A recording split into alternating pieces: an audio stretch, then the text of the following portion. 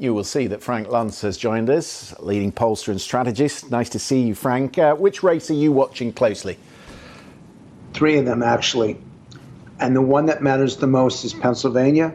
And I'm watching Philadelphia itself, because I'm afraid that Philadelphia is going to be ground zero of, and I have to be clear with my language.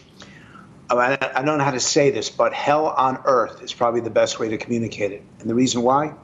You can't even start counting absentee ballots, people who vote early, until the moment the polls close on next Tuesday. So that means that the first votes that'll be counted, and it's a dead even race, the first votes are people who vote in the machines on Election Day, which is overwhelmingly Republican. And the people who vote early, their votes won't be counted for hours or sometimes days, which is overly Democratic. So the people in Britain are going to think at midnight that the Republican's been elected senator in Pennsylvania. It's going to be a rerun of 2020. Exactly.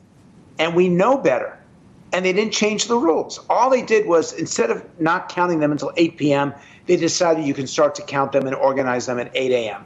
It still is going to take 2 or 3 days. Yeah. The second race is in Georgia, where a lot of Republicans who desperately want to take over the Senate feel uncomfortable about voting for Herschel Walker based on all these personal accusations, abortions, and the things that surround him. They want to win the Senate, but they're not sure they want to win that way. And third is Nevada. It's the race that everyone's not paying attention to, where the Republican has had a consistently narrow 2-point lead. The GOP has to win 2 out of those 3 to run the Senate. And at this point, they might just do it. Barack Obama on stage in Vegas tonight, talking to voters in a really tight race there in the Senate race in Nevada. And he'll talk about the threat to democracy, and he'll talk about the threat to abortion rights. But it's not top of the list for a lot of voters. No, it's not even close. No one's focused on January 6th as they come into the voting booth, and perhaps they should, but they're not, because that's a year and a half ago. Right now, they can't afford to put gas in their tanks. They can't afford to put groceries on their tables. They can't afford their insurance. They can't afford their prescription medications. They can't afford their housing. They can't afford anything. And it goes on month after month.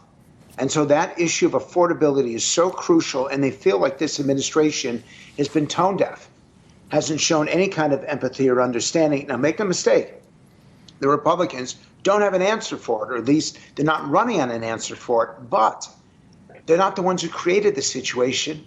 They're not the ones who are running the government right now. And the only way for voters to be able to say enough is to vote against the incumbents. That's the Republican advantage. The question now is, do they come out and vote? And most of the early voting is Democratic, not Republican. And it's somewhere between 60 and 65% of those people who've already voted. It's more than 15 million people already. And the majority of those, the clear majority, are Democrats. Yeah. But I believe that Republicans vote on Election Day. I believe that they're simply waiting, and that a lot of this will shift in the next 7 days. Turnout's going to be key, no doubt about that. We talked about the election deniers. Queen among them is probably Kari Lake, the candidate for governor in Arizona. She's different to the rest. She's very sparky. She's very combative in interviews. Donald Trump likes her. Is she a potential running mate for him in 2024? You think so? Frank, can you hear us?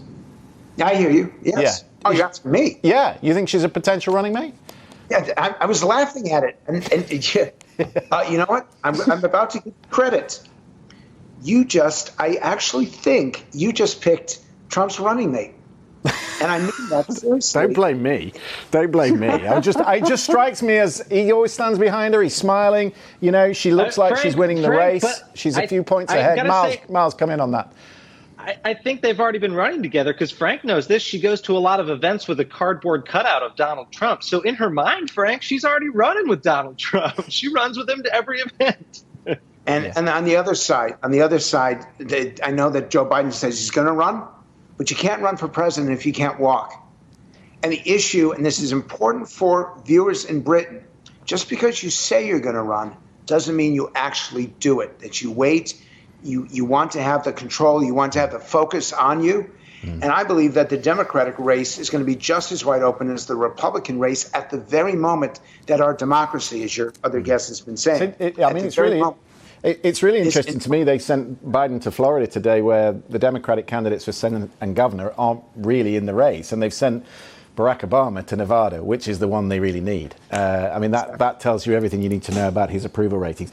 Listen, I want to talk about one other thing, because it's a really important part of the debate that we're having about the state of our democracy.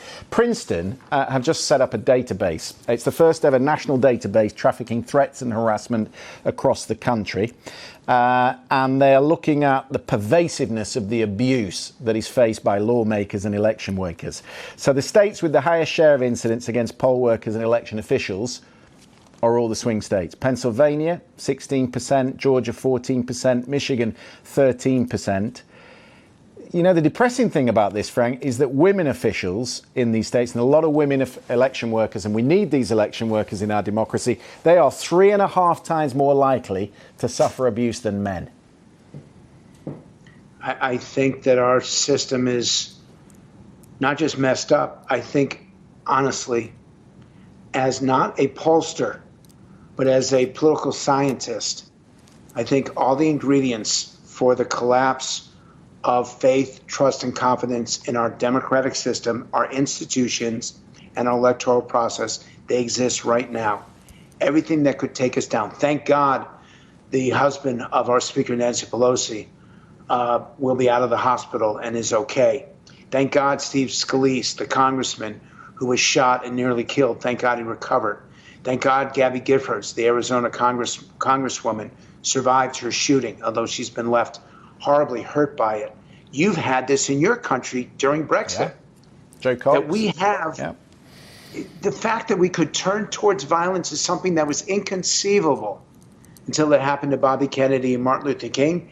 And unfortunately, that's back right now. I ask every politician, every voter, every poll worker, everyone involved in the system and everyone watching the system, be careful. You know, you've got a line in the UK, which is to speak up if you see something wrong. We need to do that in politics as well. We need to call it out on our side, on their side, on every side, because we are just one violent act away from losing control of our system, of our government, of our democracy. Frank Luntz, always good to talk to you. We'll see you on election night. Thanks for being with us. Well, let's